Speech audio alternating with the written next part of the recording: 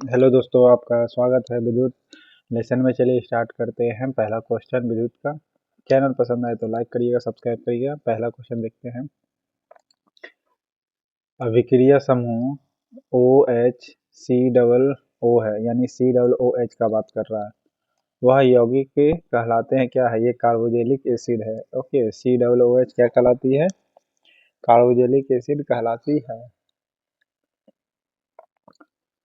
किसी धातु के तार में प्रवाहित होने वाली विद्युत धारा उस तार के सिरों के बीच विभवांतर के अनुक्रमानुपाती होती है, परंतु तार का तापमान एक समान रहना चाहिए। यह नियम किसका है?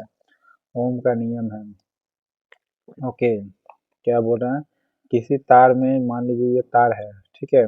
अब इस तार में इलेक्ट्रिक करंट प्रवाहित हो रही है। ओके, तब उस तार के सिरों के जो विभवांतर है, सिरों के विभवांतर, ये है सिरा यानी गोल है, इसका विभवांतर के अनुक्रमानुपाती होती है। ओके, यानी आई जो होगी वैल्यू ए, यानी इलेक्ट्रिसिटी, वो डायरेक्टली प्रोपोर्शनल टू होगी किसका? वैल्यू ए वोल्ट का। ठीक है, यानी आगे क्या बोलता है? सिरों के विभवांतर के अनुक्रमानुपाती है, परंतु तार के तापमान जो रहना चाहिए एक समान रहना चाहिए। ओम का नियम कहलाता है। ओके, डायरेक्टली प्रोपोर्शनल टू अनुक्रमानुपाती, यानी V बराबर क्या होता है? I R. ओके, ये ओम का नियम है। इलेक्ट्रॉन केवल तभी गति करते हैं जब चालक के अनुदिश विद्युत दाब में कोई अंतर होता है, जिसे क्या कहते हैं? विभवांतर कहते हैं। ओके, इलेक्ट्रॉन केवल तभी गति करता है जब चालक के अनुदिश विद्युत दाब में कोई अंतर होता है, जिसे क्या कहा गया है? विभवांतर कहा गया है। ओके, इलेक्ट्रॉन तभी गतित करेगा, यानी मान लीजिए ये तार है, अब इसमें इलेक्ट्रॉन गति कर रही है, ये तभी इसके डायरेक्शन में गति करेगी जब विद्युत दाब में कोई अंतर होता है। ओके, विद्युत दाब में क्या होगा? अंतर होगा, जिसे क्या कहते हैं? विभवांतर कहते हैं। ओके, और याद रखिएगा, करंट जिस डायरेक्शन में जाती है, इलेक्ट्रॉन ठीक उसके अपोजिट में जाती है, बहती है। ओके, अगर बहने का बात करेगा तो दो चालक तार जिस पदार्थ की लंबाई तथा व्यास समान है, ओके, किसी विद्युत परिपथ में पहले श्रेणी क्रम में और फिर पार्श्व में संयोजित किए जाते हैं। श्रेणी क्रम तथा पार्श्व क्रम संयोजन में उत्क्रम ऊष्माओं का अनुपात क्या होता है? यानी श्रेणी क्रम बोल रहा है और पैरेलल, यानी सीरीज और पैरेलल कर रहे हैं, तो उसका रेशियो कितना होगा? 4:1 होगा। 31% ही लोगों ने जवाब दिया है। लेवल था क्वेश्चन का। फिर सुनिएगा, जो दो चालक तार है, मान लीजिए ये दो चालक तार है, जिसमें जिस पदार्थ की लंबाई और व्यास समान है, यानी दोनों तार का व्यास, मोटाई का या लंबाई दोनों समान है, तब किसी विद्युत परिपथ में पहले श्रेणी क्रम में और फिर पार्श्व श्रेणी क्रम में, यानी पहले श्रेणी क्रम में फिर पार्श्व, यानी सीरीज कनेक्शन में बोल रहा है और फिर पैरेलल कनेक्शन में बोल रहा है, तब संयोजित किए जाते हैं। तो श्रेणी क्रम और पार्श्व क्रम में, अर्थात सीरीज क्रम में और पैरेलल प्रोसेस में उत्पन्न जो ऊष्मा होगा उसका रेशियो कितना होगा? ऊष्मा होगा 4:1, यानी 4 किसका होगा? ये सीरीज वाला में ऊष्मा ज़्यादा होगा और पैरेलल वाला में कम होगा। ओके, यानी 1 होगा। 4:1, इसका 4 होगा तो इसका 1 होगा, उसमें अनुपात का रेशियो। ओके,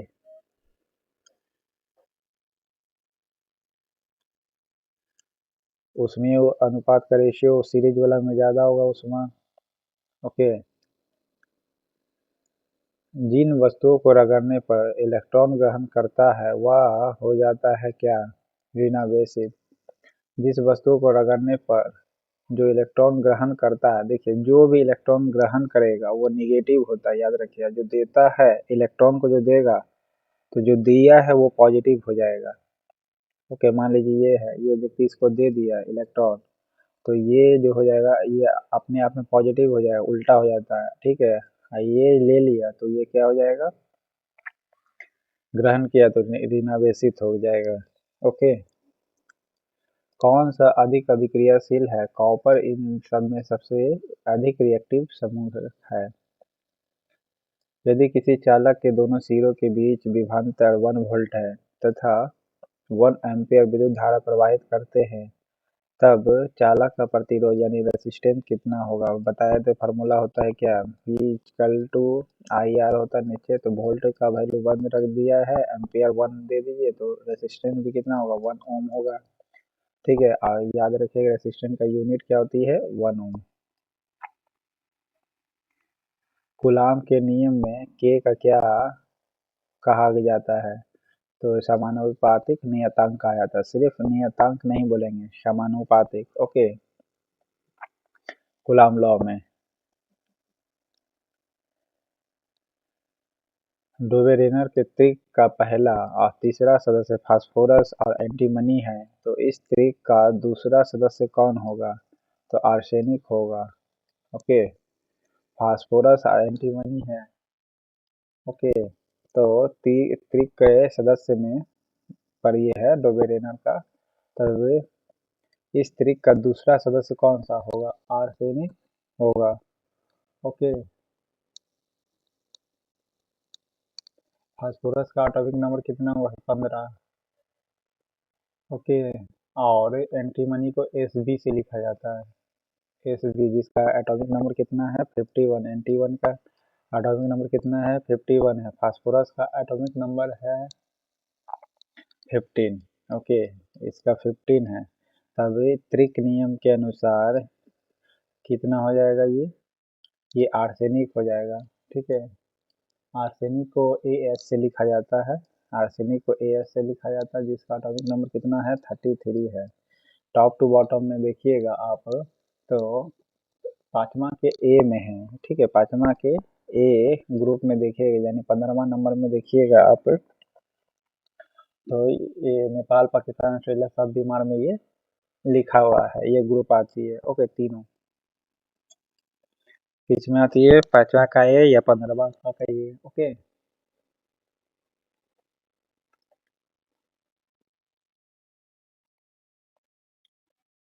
आर्सेनिक का कितना एटॉमिक नंबर हो गया? 33। ओके। वो फास्फोरस का 15। और इसको अगर सरियाना रहेगा तो कैसे लिखेंगे? PAS। टॉप टू बॉटम में अगर नया वाला जो पीरियोडिक टेबल है उसमें आप देखिएगा तो इस प्रकार है, SB। SB means antimony. Antimony का एटॉमिक नंबर कितना हुआ? 51 है। ओके।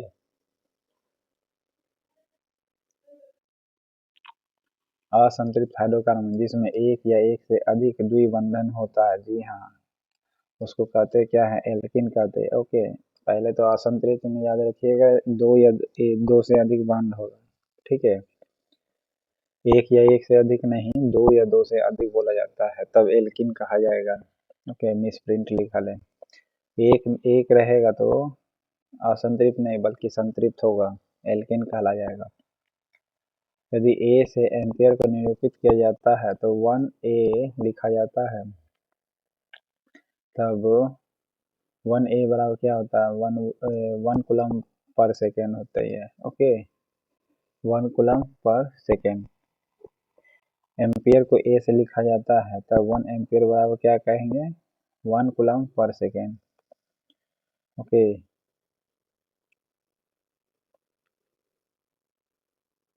सामान्यतः आवर्त में बाएं से दाएं जाने पर परमाणु का आकार क्या होता है? घटता है। ओके। और ऊपर से नीचे जाएंगे तो परमाणु का आकार बढ़ेगा, लेकिन बाएं से दाएं जाएंगे, ठीक है, आवर्त में, बोल रहा वर्ग में नहीं जाना है। ओके, ये वर्ग का है, ये आवर्त का है। तो बाएं से दाएं जाते हैं तो क्या होता है? घटता है। परमाणु का साइज, एटॉमिक साइज जो होगी ना, घटेगी। ओके। क्षार का रंग कैसा होता है? क्षार का रंग होता है नेप्थलीन के साथ गुलाबी करेगा, फिनोप्थलीन लिखल है। ओके। फिनोप्थलीन के साथ गुलाबी हो जाएगा क्षार का रंग, और मिथाइल ऑरेंज के साथ पीला। ओके, गुलाबी पीला हो जाएगा। गुलाबी पीला, तो गुलाबी किससे होगा? फिनोल्फ्थालीन से। और मिथाइल ऑरेंज से पीला। ऑरेंज से याद रखिए, ऑरेंज कैसा कलर का होता है? पीला। ऑरेंज कैसा कलर का होता है? पीला। तो ये तो आप भूलिएगा नहीं। ओके, क्षार का रंग मिथाइल ऑरेंज के साथ पीला हो जाती है। ओके, ट्रिक पसंद आया तो लाइक जरूर करिएगा दोस्तों। विद्युत धारा को किसका प्रभाव माना जाता है? धनावेशों का। विद्युत धारा को किसका प्रभाव माना जाता है? धनावेशों का। विद्युत धारा प्रवाहित होने का मतलब है कि पॉजिटिव जो आवेश है ना, अब प्रवाहित हो रही है, क्योंकि इधर पॉजिटिव प्रवाहित होगी, इलेक्ट्रॉन ठीक अपोजिट में प्रवाहित होती है, याद रखिएगा। ओके, तो तभी हम कहेंगे कि विद्युत धारा प्रवाहित कर रही है। आवेशों के लिए धनात्मक और ऋणात्मक पदों का प्रयोग सबसे पहले किसने किया था? बेंजामिन फ्रैंकलिन ने किया था। ओके, धनावेशित और ऋणावेशित जो पद है, ओके, यानी नेगेटिव पॉजिटिव वाला जो सिस्टम है, कौन लिया था, ये बोलना चाह रहा है क्वेश्चन का मतलब। तो बेंजामिन फ्रैंकलिन ने लिया था। ओके, आवेशों कहते हैं चार्ज। दो वस्तुओं को आपस में लगाने पर जो इलेक्ट्रॉन को त्यागता है वह हो जाता है पॉजिटिव। ओके, दो वस्तुओं को आपस में लगाने पर इलेक्ट्रॉन को त्याग करता है वह हो जाता है क्या? धनावेशित। ओके, जो वस्तु यहाँ लिखाना चाहिए था। ओके, तो आपस में लगाने पर इलेक्ट्रॉन को जो त्यागेगा वह हो जाता है क्या? धनावेशित। इलेक्ट्रॉन को जो त्यागेगा वो पॉजिटिव हो जाएगा, जो लिया नेगेटिव। बस ये वो याद रखना, त्यागेगा तो पॉजिटिव हो जाएगा। विद्युत आवेश का एसआई मात्रक क्या है? कूलाम है। ओके, यानी इलेक्ट्रिक चार्ज का एसआई यूनिट क्या है? कूलाम। ओके, इलेक्ट्रिक चार्ज का यूनिट क्या हो जाएगा? कूलाम। कौन संतृप्त हाइड्रोकार्बन है? प्रोपेन जो है आपका संतृप्त हाइड्रोकार्बन है। ओके, रेसिस्टेंस का यूनिट ओम है। अब 1 एम्पियर बराबर क्या होता है? 1 coulomb per second. Okay, 1 ampere बराबर क्या होती है? 1 कूलम पर सेकेंड। ओके, पर सेकेंड हो जाती है। एकांक आवेश को एक बिंदु से दूसरे बिंदु तक ले जाने में किए गए कार्य को क्या कहते हैं? वर्क डन कहते हैं। ओके, कह रहा एकांक आवेश यानी एक आवेश को एक बिंदु से दूसरे बिंदु तक ले जाते हैं। ओके, तब किया गया कार्य क्या होगा? वर्क डन कहा जाएगा। ओके, वर्क डन नहीं है तो विभवांतर लिखिएगा। किया गया कार्य को क्या कहते हैं? वर्क डन कहेंगे, या फिर इसमें विभवांतर है, चार्ज है तो चार्ज के लेकर के क्या कहिएगा? विभवांतर। ओके,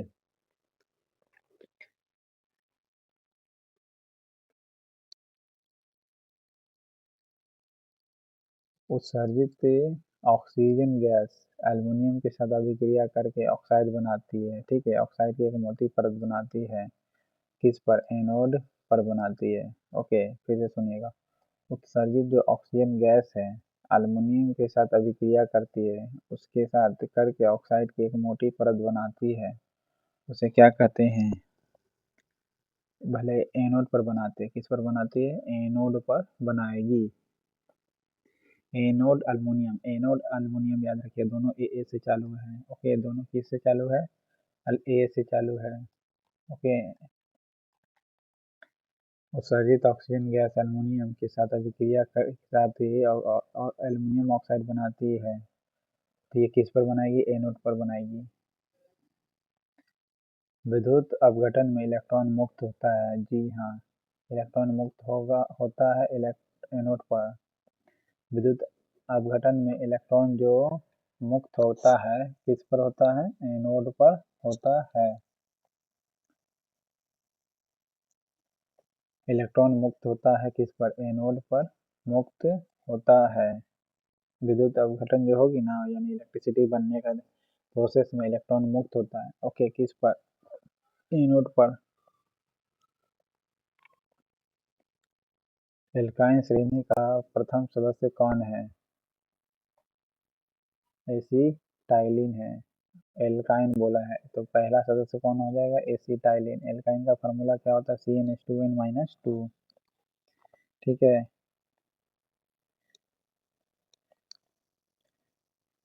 और प्रथम सदस्य कौन हो जाएगा? एसिटाइलिन हो जाएगा। किसी चालक का ताप बढ़ने पर उसकी चालकता क्या होती है? घटती है। किसी चालक का ताप अगर बढ़ा दीजिएगा ना तो चालकता घट जाएगा। कैसे? कंडक्टिविटी किसी का कह रहा है चालक का ताप बढ़ जाता है, तो कहने का मतलब इलेक्ट्रिसिटी ऐसे जा रही है। ओके, तो यहाँ से इसको देना था, लेकिन क्या होगा, ये हीट हो गया कि ये सब अपने में हीट हो जा रहा था, ज़्यादातर एनर्जी तो यहीं बर्बाद हो जाएगा। तो क्या हो जाएगा? कंडक्टिविटी घट जाएगी इस तार की। ओके, जितना देना चाहिए था उतना नहीं दिया तो कंडक्टिविटी क्या हो जाएगी? घट जाएगी। निम्नलिखित में से कौन सहसंयोजी यौगिक है? सहसंयोजी यौगिक किसे कहेंगे? मीथेन को। ओके, सहसंयोजी सहसंयोजी यौगिक किसे कहेंगे? मीथेन को कहेंगे। अल्कोहल श्रेणी के यौगिक में कौन सा अभिक्रिया समूह विद्यमान होता है? OH होता है अभिक्रियाशील समूह। कीटोन में CO, ईथर में O, एल्डिहाइड में CHO। विद्युत बल्ब के तंतु में 0.5 एम्पीयर विद्युत धारा 10 मिनट के लिए प्रवाहित करते हैं, तो विद्युत परिपथ से प्रवाहित विद्युत आवेश का परिमाण ज्ञात करना है, तो कितना हो जाएगा? विद्युत आवेश से परिमाण 300 हो जाएगा चार्ज। ये तो फार्मूला पर बेस है। निम्नलिखित में से कौन एल्केन को दर्शाता है? Alkene single bond. ओके, कौन एल्केन को दर्शाता है? तो सिंगल बॉन्ड CC। आधुनिक आवर्त सारणी में किस आवर्त में केवल गैसें हैं? एक। आधुनिक आवर्त सारणी में किस आवर्त में केवल गैसें हैं? पहले वाले में आवर्त में बात किया, इस प्रकार वाला में। ओके, तो पहले वाले में जैसे ये हाइड्रोजन है और हीलियम है। ओके, दोनों गैस ही है। 1 वोल्ट बराबर क्या होता है? 1 जूल पर कूलम। ओके, 1 जूल बराबर 1 जूल बाई 1 कूलम बराबर क्या होता है? 1 वोल्ट। ओके, 1 वोल्ट बराबर क्या होता है? 1 जूल पर कूलम।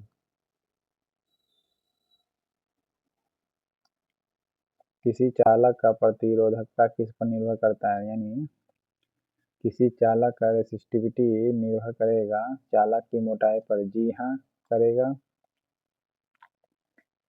फिर चालक के पदार्थ की प्रकृति कैसी है? ये भी सही है। देखिए, इसमें ये क्वेश्चन आंसर ये होना चाहिए, लेकिन गलत मारा हुआ है। ठीक है, और चालक की लंबाई पर भी है प्रतिरोधकता। उपरोक्त सभी होना चाहिए। चालक की प्रकृति पर भी, चालक की मोटाई पर भी या चालक की लंबाई पर भी रेसिस्टिविटी निर्भर करती है। दोहरे आवन यानी डबल बॉन्ड के बारे में बात कर रहा है। हाइड्रोकार्बन को कहते क्या है? एल्कीन कहते हैं। ओके, सिंगल बॉन्ड वाला को एल्केन, ट्रिपल बॉन्ड वाला को एल्काइन। विद्युत अपघटन में इलेक्ट्रॉन मुक्त होता है किस पर? एनोड पर। भी बताए थे। विद्युत अपघटन में इलेक्ट्रॉन मुक्त होगा किस पर? एनोड पर होगा। ओके, एनोड पर मुक्त होगा। विद्युत धारा को एक मात्रक जिसे एम्पियर कहते हैं, इस मात्रक का नाम आंद्रे मेरी एम्पियर के नाम पर किस देश के वैज्ञानिक के नाम पर रखा गया है? आंद्रे मेरी एम्पियर जो थी फ्रांस की थी। ओके, फ्रांसीसी। आंद्रे मेरी एम्पियर के नाम पर किस देश के वैज्ञानिक के नाम पर रखा गया है? तो फ्रांसीसी है। ओके, विद्युत धारा को एक मापा जाता है, मात्रक को एम्पियर से मापा जाता है। इस मात्रक का नाम आंद्रे मेरी एम्पियर के नाम पर रखा गया, यानी एम्पियर के नाम पर रखा गया। तो ये कहाँ का था? तो फ्रांस का था। ठीक है। किस भाषा के शब्द को ओम से निरूपित करते हैं? रेसिस्टेंट को निर्भर करते ये रेसिस्टेंट का है, लेकिन ये ग्रीक भाषा है। ओके, याद रखिए, ग्रीक भाषा 75% लोगों ने सही जवाब दिया है। किस भाषा शब्द का ये है ओम जैसा? तो ये ग्रीक लैंग्वेज है। ओके, 1 माइक्रो एम्पियर बराबर कितना होता है? 10⁻⁻6 एम्पियर होता है। ओके, 1 माइक्रो एम्पियर बराबर कितना? 10⁻⁻6 एम्पियर। चालक का प्रतिरोध निर्भर करता है किस पर? चालक का प्रतिरोध बताए थे चालक की लंबाई पर, चालक के चालक की पदार्थ की प्रकृति पर और चालक की मोटाई पर निर्भर करती है। ओके, उपरोक्त सभी हो जाएगा। आवर्त सारणी के आवर्त बाएं से दाएं और समूह के ऊपर से नीचे जाने पर तत्वों का धात्विक लक्षण विद्युत धनात्मकता क्या होगा? देखिए, बाएं से जाएंगे आवर्त सारणी में, ठीक है, तो बाएं से दाएं जाने पर जो धात्विक लक्षण है ना वो घटेगा। ओके, धात्विक लक्षण घटेगा। कैसे आप याद कर सकते हैं? बायां में क्या है आपका? अक्रिय गैस है, तो वो धात्विक लक्षण तो होगा ही नहीं, धातु तो है ही नहीं, वो गैस है। ठीक है, तो पहले ही आप यहाँ इस ट्रिक से याद रख सकते हैं, बाएं से जाने पर क्या हो सकता है? धात्विक लक्षण घट जाएगा। और टारगेट आप किसको करके याद रखिएगा? गैस के कारण, ठीक है, अक्रिय गैस को। लेकिन ऊपर से नीचे जाएंगे ना तो धात्विक लक्षण बढ़ेगा। ठीक है, धात्विक लक्षण बढ़ेगा। जैसे एंटीमनी का एटॉमिक नंबर 51 है, Sb से लिखा जाता है, इंडिकेटर है। ओके,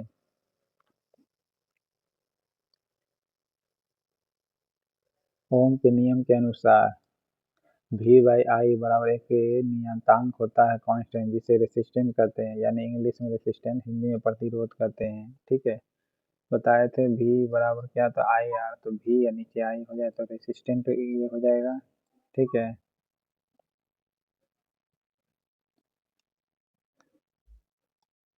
चालक का तापमान बढ़ने पर प्रतिरोधकता क्या होता है?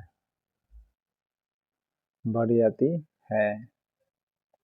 प्रतिरोधकता बढ़ जाती है चालक का तापमान बढ़ने पर। प्रतिरोधकता, चालक का तापमान बढ़ने पर प्रतिरोधकता बढ़ जाती है। प्रतिरोधकता मतलब रेसिस्टिविटी का बात कर रहा है, ठीक है, रेसिस्टिविटी इस प्रकार जो लिखा था, रेसिस्टेंट का नहीं, रेसिस्टिविटी का। चालक का तापमान बढ़ने पर प्रतिरोधकता बढ़ जाती है। ओके,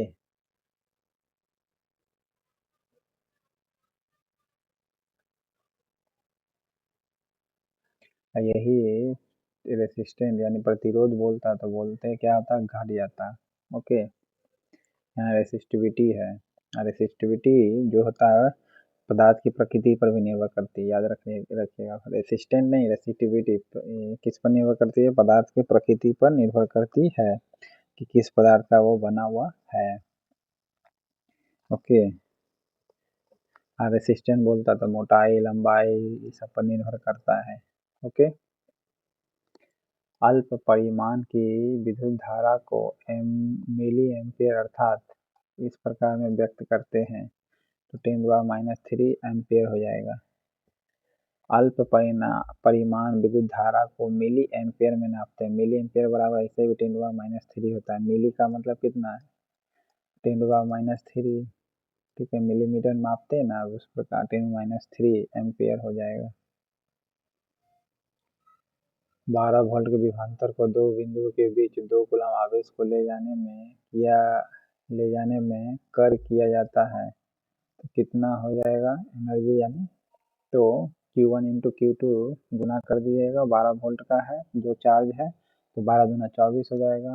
फॉर्मूला पढ़े होंगे, Q1 into Q2 by R square होता है ना। ओके,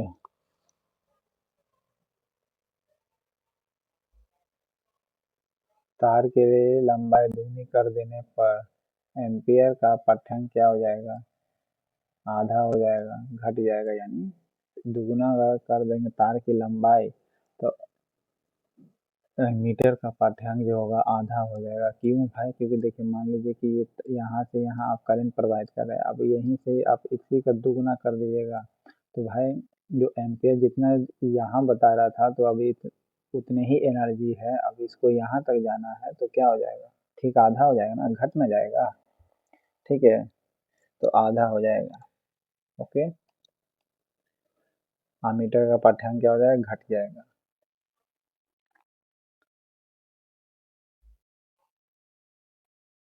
विद्युत परिपथ में विद्युत धारा बनाए रखने के लिए डैश यानी बैटरी अपनी रासायनिक ऊर्जा को खर्च करता है।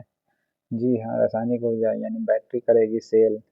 फिर से विद्युत परिपथ है यानी एक सर्किट है, ओके, उसमें धारा को बनाए रखना है तो वो अपना केमिकल एनर्जी खर्च करता है। कौन? बैटरी खर्च करेगा।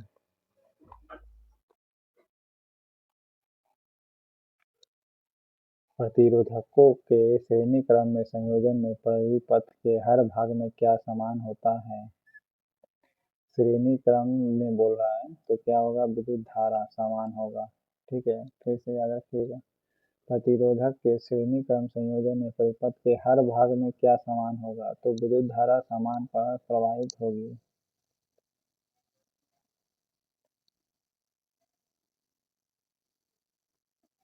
विद्युत धारा समान प्रवाहित होगी प्रतिरोधकों के श्रेणी क्रम में संयोजन में। तो परिपथ के हर भाग में क्या होगा? विद्युत धारा जो इलेक्ट्रिक करंट जो है समान प्रवाहित होगी। किसी विद्युत धारा के सतत और बंद परिपथ को क्या कहते हैं? विद्युत परिपथ कहेंगे। विद्युत धारा के सतत एवं बंद परिपथ है, ओके, तो उसको क्या कहेंगे? विद्युत परिपथ कहेंगे। क्या कहेंगे? विद्युत परिपथ कहेंगे। अर्धचालक पदार्थों की चालकता ताप बढ़ने से क्या होती है? बढ़ जाती है, ओके। अर्धचालक है, याद रखिएगा। अगर खाली चालक होता तो तापमान बढ़ने से उसका क्या होता है? घट जाता है, ओके। चालकता घट जाती है अगर अथी हो जाता तो चालक रहता है तब तापमान बढ़ने से, लेकिन ये अर्धचालक है तो उल्टा हो जाता है। चालक अर्धचालक का क्या होता है? बढ़ जाएगा, टेम्परेचर बढ़ने पर चालकता और बढ़ जाएगी, ओके। अर्धचालक का किसी धारावाही विद्युत परिपथ के दो बिंदुओं के बीच विद्युत विभवांतर को हम उसे उसे किसके द्वारा परिभाषित करते हैं जो एकांक आवेश को एक बिंदु से दूसरे बिंदु तक ले जाने में किया जाता है? तो कार्य करते कहते हैं, ठीक है, या विभवांतर कहेंगे। एक जगह से दूसरी जगह रहेंगे तो कार्य करेगा यानी वर्क डन कहेंगे। बैटरी कहिए या सेल में विद्युत ऊर्जा प्राप्त करने में किस ऊर्जा को विद्युत ऊर्जा में परिवर्तित करती है? केमिकल एनर्जी को, ओके, रासायनिक